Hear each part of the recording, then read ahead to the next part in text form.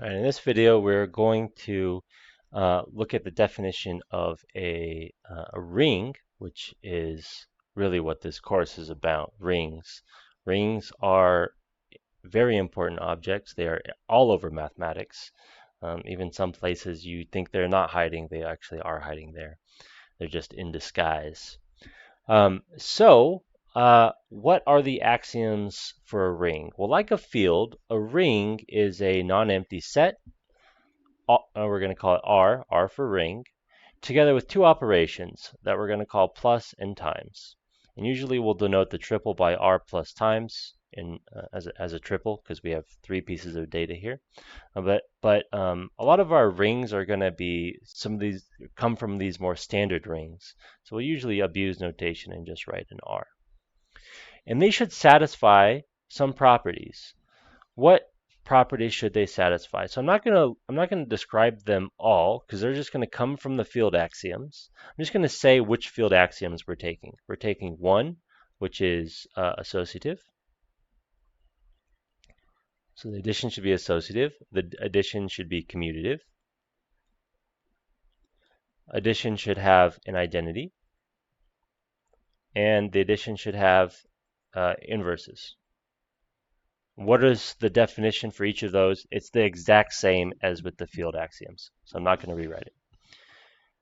The multiplication should be associative. The multiplication should have an identity. Sorry, I've gotten in my ways. Multiplication need not have an identity. The multiplication need not be commutative, and also the multiplication need not have inverses. But both the left and right distributive law should hold. So left distributive law and right distributive law.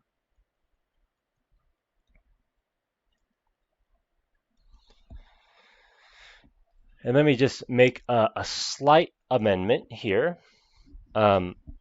If, in addition, R plus times has a multiplicative identity, which is true in a lot of situations, which is why I messed up there, then R is called, well, R plus times is called a unital ring.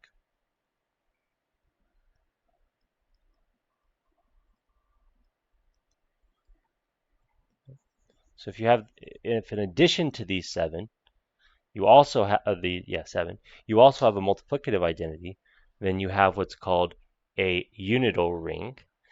And now let's just scroll up for a second here, and let's look at the examples we had in the previous video, and let's see which are rings and which are unital rings.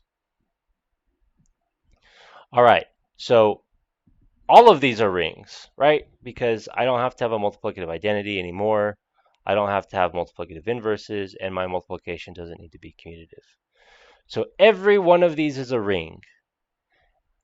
Furthermore, those with a multiplicative identity are all except for the even integers. So in our table here, every ring is unital with one exception, and the exception is the collection of even integers. So from our table,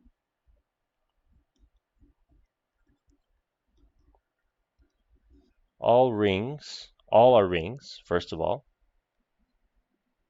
So you have now a bunch of examples of rings. And with the exception of 2z, all are unital rings. So they have a notion of a 1.